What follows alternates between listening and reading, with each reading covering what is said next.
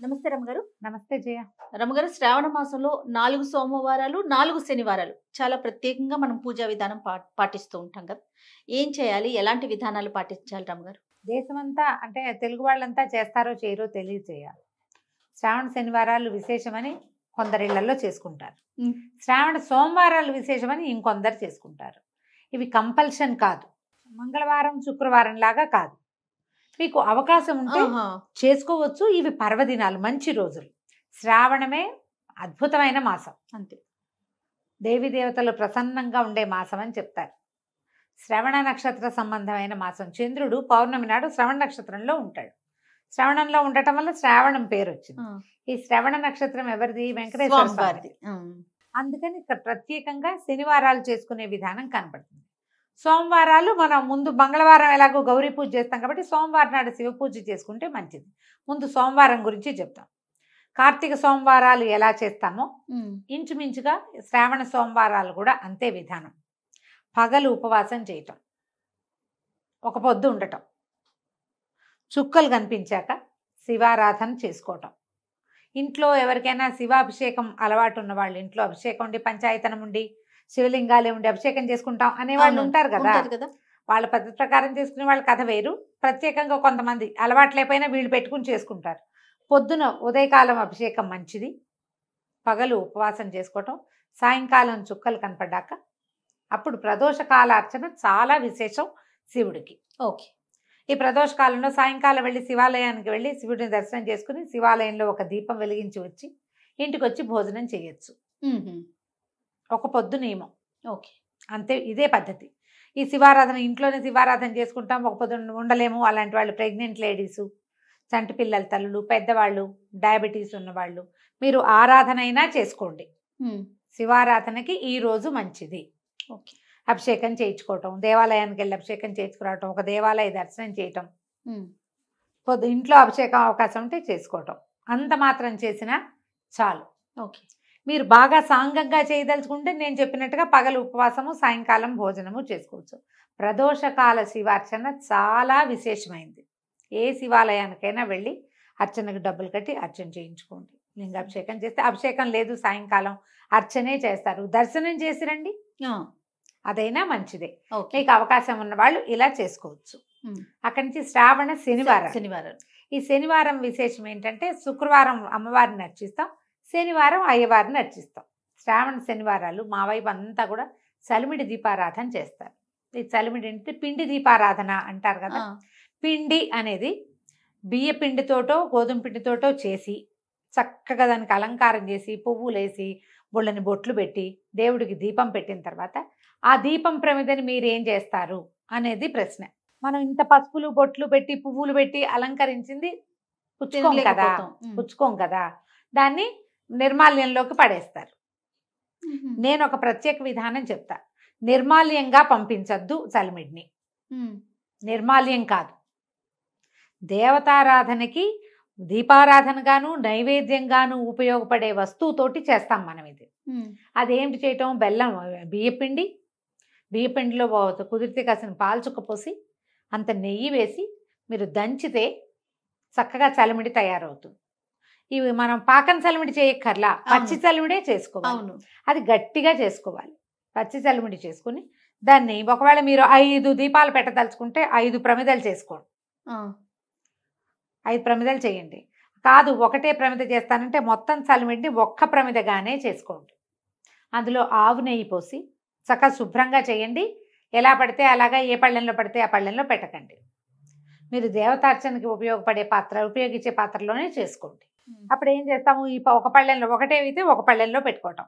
5 అనుకోండి, కాస్త పెద్ద పళ్ళెంలో 5ని పేర్చండి. 5 నియమం కాదు, మేమైతే ఒకటే చేస్తాం. ఓకే.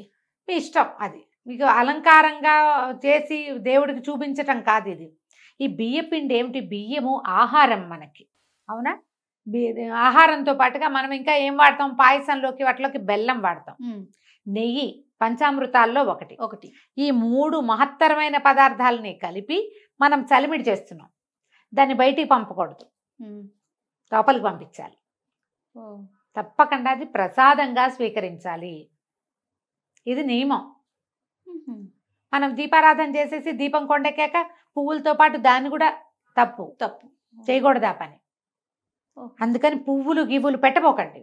బొట్టులు అలాంటివి కూడా పువ్వులు బొట్లు అలంకరణలు మీరు ఒట్టి బియ్య పిండితో చేసుకుంటాం. అందులో మేము బెల్లం వేయం, నెయ్యి వేయం, ఊరికే పిండి దీపారాధన అలంకారం చేసి చూపిస్తామంటే మీ ఇష్టం. ఉమ్. కానీ అది పద్ధతి అయితే కాదు. అది మీరైతే కాదు. ఒక దీపం పెడతారా ఒక రమ్మగారు? దీపం పెడతాం, 5 దీపాలు కూడా పెట్టుకుంటారు. మా ఇళ్లలో కొంతమంది పెడతారు అట్లా. ఉహు. మొత్తం ఇంత చలిమిడి చేస్తే అంత చలిమిడి ఏకంగా ఒకటే ప్రమిద. దాంట్లో ఆవు నెయ్యి పోసి ఒక ఒత్తిని వెలిగించండి. ఒత్తిని చక్కగా తడిపి బాగా నలిపి ఏక ఒత్తి వేస్తే సరిపోతుంది. 2 జ్యోతులు అలా ఏం వేయక్కర్లేదు, ఒకటే వేయచ్చు. మీ ఇంట్లో ఒకవేళ 2 జ్యోతులు ఉండాలని పెద్దవాళ్ళు నియమం కనుక పెడితే 2 జ్యోతులు వేయండి, మీ ఇష్టం, మీ ఇంట్లో అలవాటుని బట్టి. ఒకటి వేస్తే సరిపోతుంది. అఖండం లాంటిది అనమాట ఇది. ఉహు. పెట్టి వెలిగిస్తాం. వెంకటేశ్వర సుప్రభాతం దగ్గర మొదలుపెట్టి సుప్రభాతము, ప్రపత్తి, స్తోత్రము 3 చదువుకోండి. ఈ దీపం మీద మనం ఇంకా పళ్ళు పాయసం ఏమైనా చేస్తే అవి 4 పెట్టి దీపం వెలిగే దాని మీద పడకుండా కొంచెం యువతలుగా నీళ్లు చల్లి దీపాన్ని కూడా నివేదనగా సమర్పించండి. విడిగా ముందు ఒక దీపారాధన చేసుకుంటాం మనం. అవును. ఒక దీపం పెట్టుకున్నాక ఈ క్రియ చేస్తాం. దీపంతో సహా నివేదన చేసి స్వామివారికి చూపించి దీపం కొండెక్కిన తర్వాత అప్పుడు ఆ దీపం పెట్టిన చలిమిడిని నైవేద్యంగా మనం ప్రసాదంగా స్వీకరించాలి. ఒత్తి బాగా కాలుతుంది. ఆ కాలిన మాడిన చోట కొంచెమే మాడుతుంది, ఎక్కువ మాడదు, కొద్దిగా మాడుతుంది. మీరు ఒత్తి జాగ్రత్తగా పెట్టాలి. చక్కగా ఒత్తి తీసేసేయండి. అసలు శ్రావణ మంగళవారం నోలైతే ఒత్తి కూడా మింగేయాలని చెప్తారు, ఒత్తి పారేయకూడదని. అందుకని సన్నటి చక్కగా మంచి పత్తితోటి చేస్తారు వాటికి. శ్రావణ మంగళవారం ఒత్తులు పారేయకూడదు. దీన్ని ఏం చేస్తారు, తులసమ్మలో పెట్టేయండి. మిగిలిన చలిమిడిని అందరికీ ప్రసాదంగా ఇచ్చేసేయండి దీపం పెట్టిన దాన్ని. శ్రావణ శనివారాలు వెంకటేశ్వర స్వామి తర్వాత ఇది నైవేద్యం అయిన తర్వాత మంగళాశాసనం చదువుకుంటాం కదా. అవును. మంగళహారతి ఇచ్చి మంగళాశాసనం మొత్తం చదువుకుని దండం పెట్టుకోండి. శ్రావణ సోమవారాలు, శ్రావణ శనివారాలు కూడా కామ్యాలు అంటే కోరిన కోరికలు తీర్చే రోజులు ఇవి.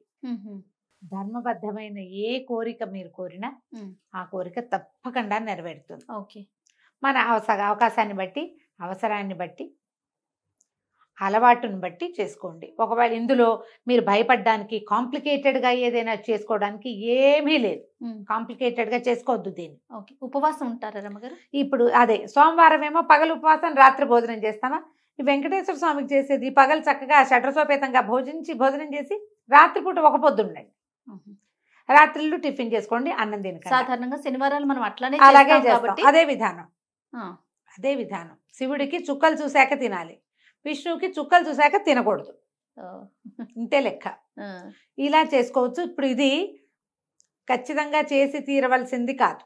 ఒకవేళ చేసినా ఎలాగో ఏమిటోగా చేసేయాలనుకోవద్దు. ఎంత సింపుల్గా వీలైతే అంత సింపుల్గా సోమవారం నాడు శివ సంబంధమైన స్తోత్రాలు చదువుకోండి, శనివారం నాడు విష్ణు సంబంధమైన స్తోత్రాలు, విష్ణు సహస్రనామ పారాయణ అలాంటివి చేసుకోండి. ఉపవాసం ఉండగలిగితే ఉండండి, లేకపోతే లేదు. అభిషేకం చేయగలిగితే చేయండి, లేకపోతే లేదు. దీపం పెట్టగలిగితే పెట్టండి, లేకపోతే లేదు. ఈరోజు శివ సంబంధమైంది, ఈరోజు విష్ణు సంబంధమైంది అని మతి కలిగి ఉండి నమస్కారం చేసుకోండి.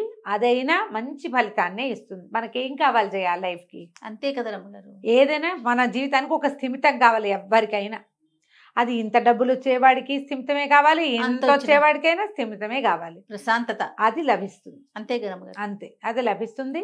మామూలుగా ఈ రోజున వాయనం ఇవ్వచ్చు, ఎవరికైనా ఏదైనా తాంబూలం ఇవ్వచ్చు, ఏమి ఇచ్చుకోదలుచుకుంటే అది ఇచ్చుకోవచ్చు, మీ ఇష్టం. ఈ శ్రావణ శనివారాల్లో ఒక శని త్రయోదశి కూడా వస్తుంది.